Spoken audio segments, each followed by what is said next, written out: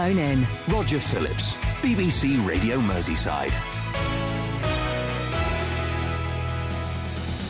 Well, as you know, it's a big history show coming up this weekend, and a bit of history itself is being repeated today. 40 years ago, there was a bit of a problem at Liverpool University, and various people got involved in objecting to the problem, and as a result got expelled from the university, or rusticated, I think they call it.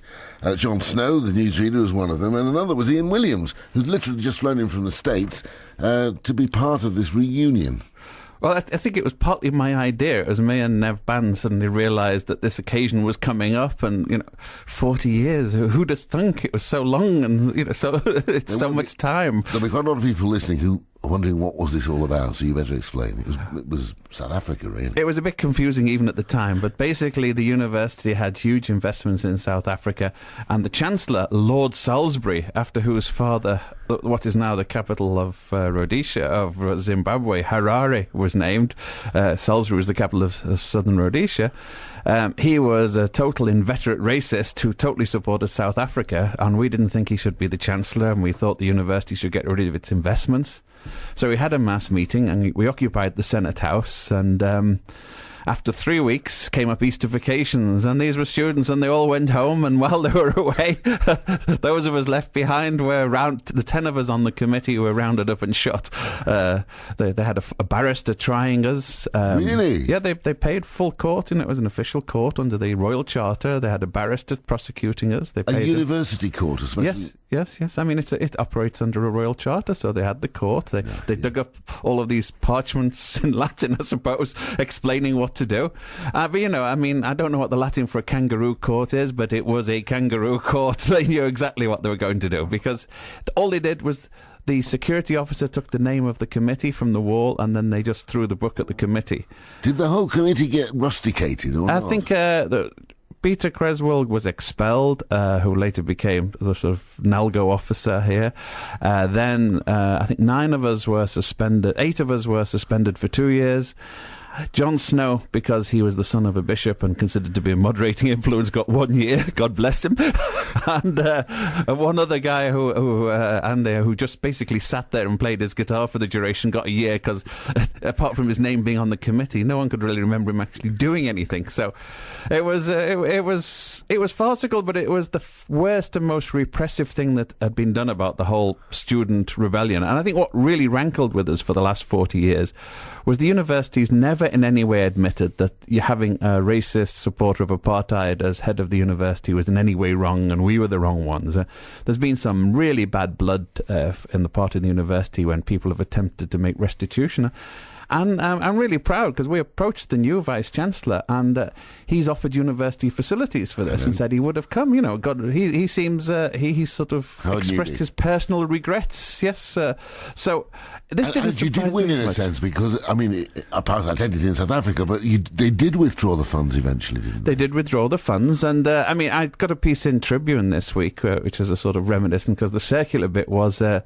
many years later, as you know, I cover the United Nations a lot, and I got a call from a newspaper in South Africa saying, can you go and cover the arrival of Nelson Mandela at the UN? And for a moment, I almost said, look, I'm too busy. And then I thought, no, this is why I'm here.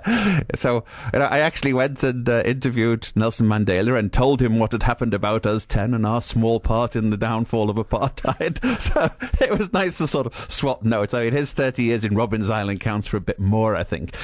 Being chucked out of Liverpool University hasn't done most of your careers much harm. Pete Creswell did very well, and is doing very well still.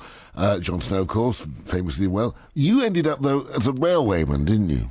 Well, what I found afterwards was I was very thoroughly blacklisted. All of us were actually put on the Economic League blacklist. And I do remember in those tempestuous days being at one of the, I think it was a Harold Wilson rally, and one of our known special branch guys sidled up to me.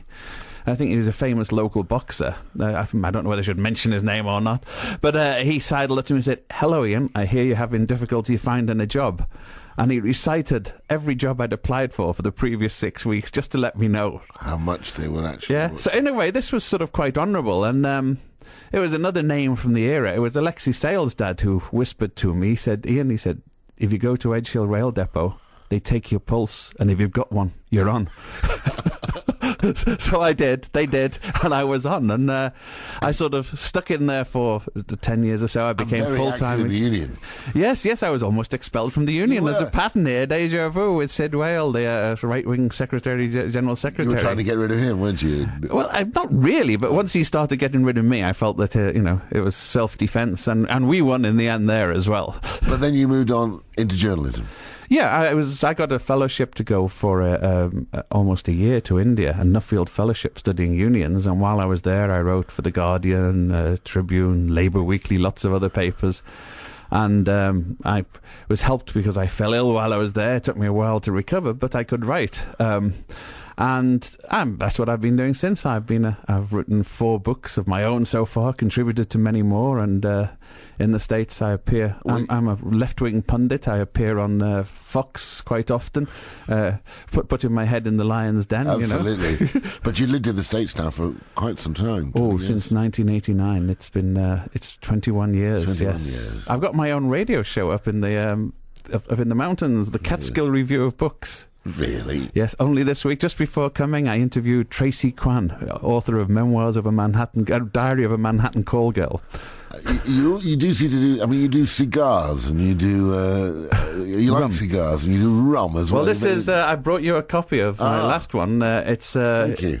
Rum: A Social and Sociable History of the Real Spirit of 1776. Beautiful book. And it was not published in the hardback here. I've got the last remaining hardbacks, and I brought one for you.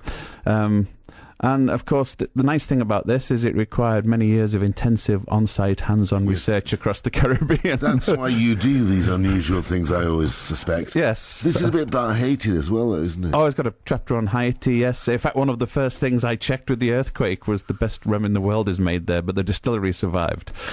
That's not quite the most important thing, I think. Yes, I know. But actually it is, because it's almost the only functioning industry in Haiti. So it actually is economically important. It is extremely important. I mean, they survive especially despite, because they refuse to pay bribes, which means that's a serious impediment to business in Haiti. What's going to happen this weekend? You literally just arrived. You come straight from Liverpool Station. What happens now? Well, what happens now is I think there's a meeting in pubs this evening of the first wave, and then tomorrow we have a session actually in the old core of the university, the Victoria building, donated by the Vice-Chancellor.